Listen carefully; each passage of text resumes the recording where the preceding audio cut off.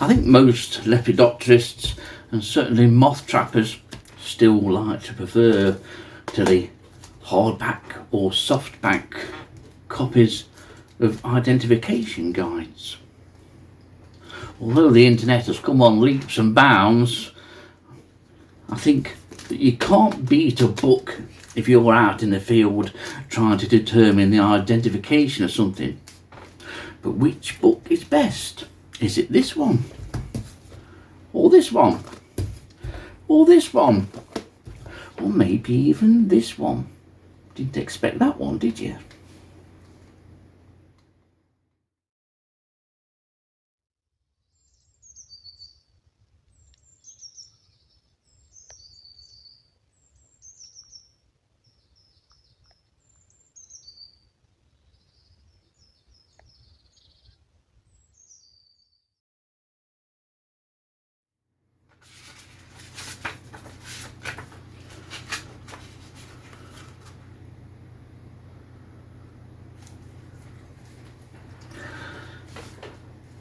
I have a fondness for the Observer's Book of Larger Moths. It's probably a book that anyone of my age, or slightly younger and certainly older, will have had. Chances are it would have been their first book and their first venture into moths. I used to get quite a number of books on insects passed down from other family members or older family members once they knew I had an interest in a particular subject, and say, I've got this book, look, do you want that? And this book, I did have had several copies of this book. It stood me well in my days when I used to breed hawk moths in the late 70s and early 80s. And I would look through this book and dream of species like spurge hawk and bedstraw hawk and striped hawk, and all manners of hawks. But part of this book's charm is the text. Written many years ago, so it was in a time when authors sort of had a lot of experience and they put a lot of warmth and descriptions into the text. It was a lot of anecdotal information. Just looking here, large elephant hawk moth. During the day the larvae are low down amongst the herbage, but at night they crawl up to feed. If you examine a patch of willow herb at night during early August, you will find the fully grown larvae feeding near the top, and they are most conspicuous by torchlight.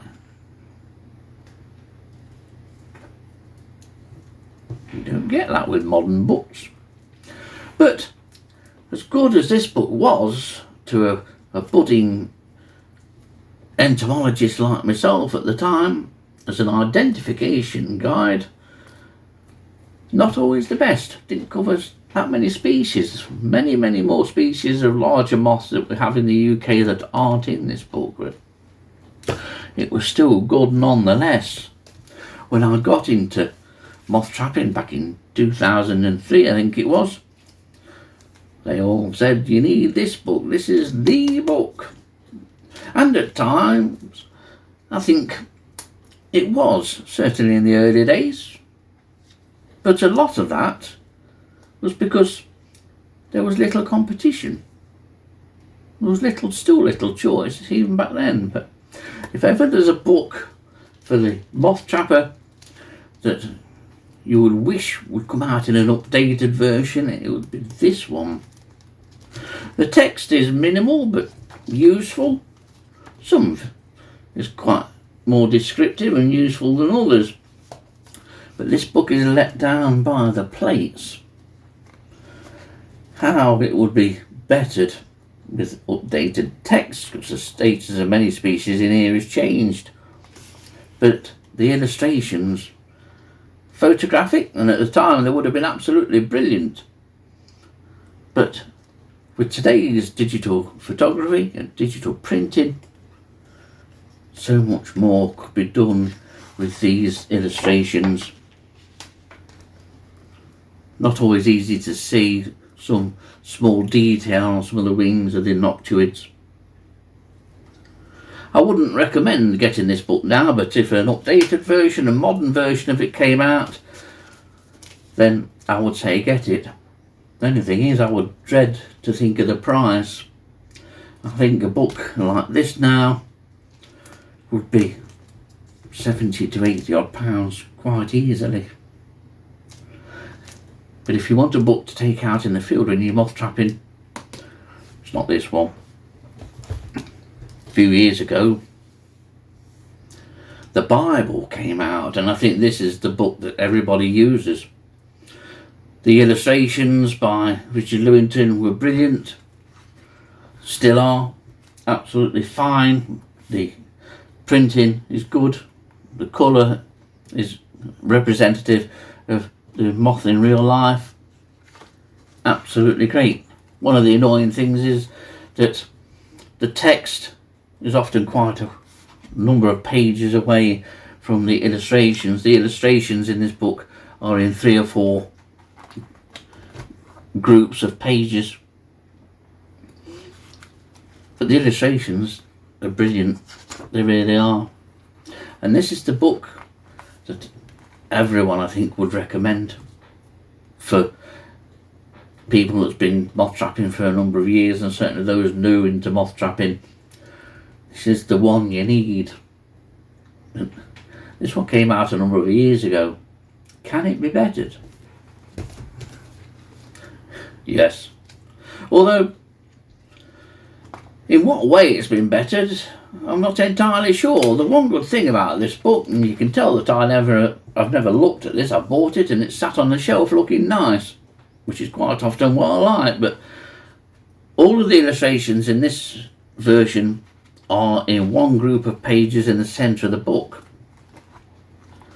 But I'm trying not to break the spine to open it out so that it opens out flat, which is one of the key things that I don't like about these books. They're absolutely beautiful books, but in terms of practicality, not always the best. I'll tell you why. But if you're moth trapping, you have a moth in a pot, maybe one in a net and a pot in another hand, and you're trying to identify it, you need a book that you can take out into the field and that you can hold flat. That's where this one comes in. Brought out a few years ago. It's a great version of this one. An absolutely brilliant book. Much thinner than the bound counterpart, the spiral binding.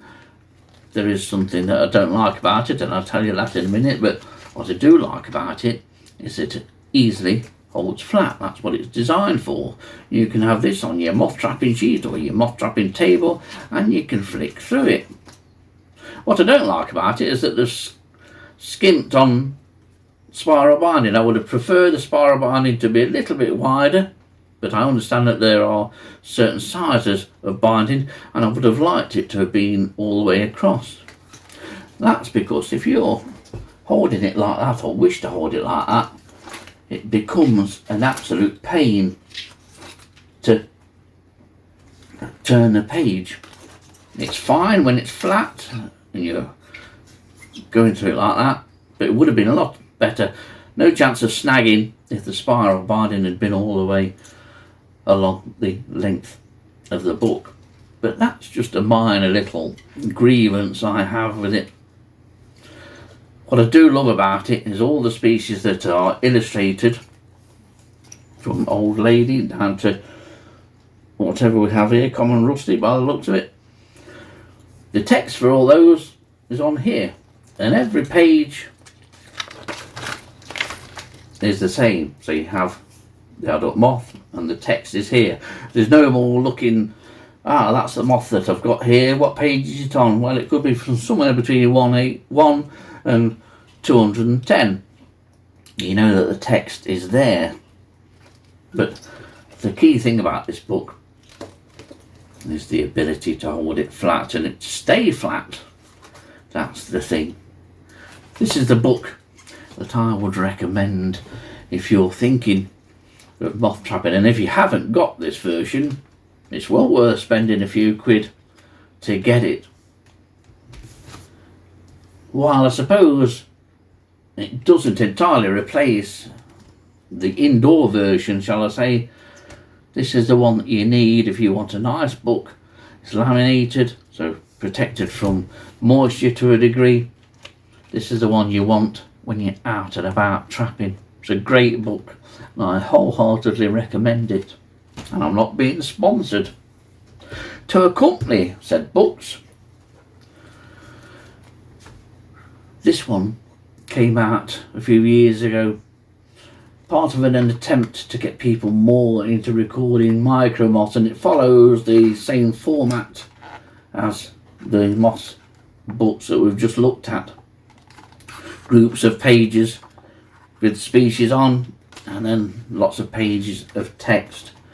The illustrations here were done by Richard Lewington, and we do get to mention Dilys and I in the front of this because Richard Lewington wrote to us asking if he could refer to many of the images on the website equinbirds.com to illustrate the species here. One of the features that we have on the website, or one of the traits that we have, is that for a species like these tortrix here, we will have a photograph showing from directly above, and then one from the side, and one from the side is especially needed when you're going onto crambids. Micro moths, they're not the impossible things to identify as long as you take good quality photographs from the side and from above. And quality photographs are easy with today's cameras and today's phones. But a few years ago this book was replaced and made even larger and heavier, more of a delight to sit on the shelf. And this one has sat on the shelf ever since I bought it. I've not even flicked through it. Still a brilliant book to have, and if you haven't got into micros yet, you need this. If you haven't got into micros yet, here's another little book that might help you. No pictures in this one, but brilliant text from the late John Langmead. Great text, useful tips for finding the larvae and early stages of micro moths. All the micro moths in the UK are all contained in this book. So if you like looking at pretty pictures, you won't get any further than the cover. But lots of useful text and distribution maps. It's a great book if you're heavily into your micro moths. So in terms of moth books, that's about it. There are some specialist moth books. While I'm here, I might as well show you the book that replaced this one, British Pyralid Moths. A decent enough book. It certainly filled a gap in the market, so to speak, but the size of the illustrations, the photographic plate, it's very much reminiscent of Skin's book, but on many species the illustrations, the photographs were too small really to enable any identification, but the text is brilliant, lots of diagrams of genitalia. At the time, Goater's book was the book on pyralid moths. Not anymore, because we now have this. Expensive, yes, but well worth the money. What a fabulous book this is, and to be honest, I've not flicked through it yet. I've bought it and it's sat on the shelf. I had a quick flick through it when I bought it, and that's it. But what a fabulous book this is. Beautifully illustrated, photographic illustrations, quality illustrations too. This is a great book to have, and I think when I bought this it was about £60, but it seems a lot for books. I still think of books being sort of £5.99 and £10.99. If you want a good book now, you have to pay good money, but this is, well, it's the kind of book that I wish we could produce more often in this country. I wholeheartedly recommend this book. It's an absolute cracker. Like the Palpita vitrialis on the cover. A brilliant book.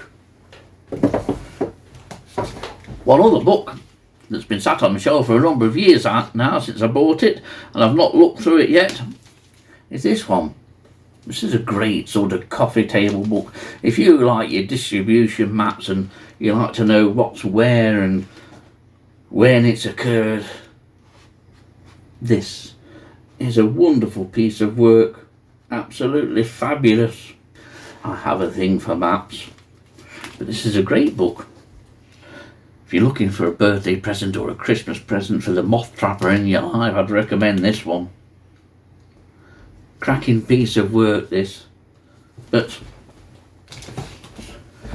thankfully, today, in today's modern age, we have some fabulous books. Books that enable much easier identification. Books like this one. And this one. Yet, as good as they are, I don't think they'll ever replace or gain any fondness in the memory of an ageing moth trapper like myself than this book. It's still almost romantic to read back through this book. And I think if you have somebody very young, some young son or daughter in the family that's shown an interest in moths, I don't think you could do much worse than give them this as a present. If this doesn't capture somebody's interest at an early age, I don't know of many books that will. There's still a place for the Observer's book, not just on my shelf.